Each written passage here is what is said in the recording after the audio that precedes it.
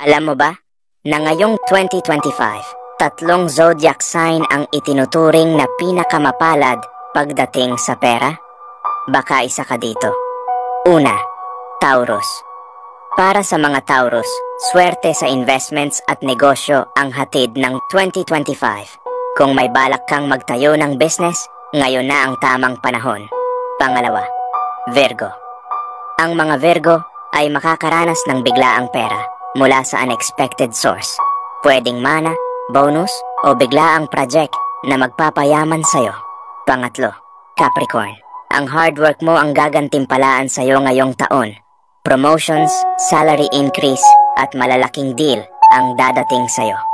Kaya kung isa ka sa mga Taurus, Virgo, o Capricorn, huwag nang pakakawalan ng mga oportunidad.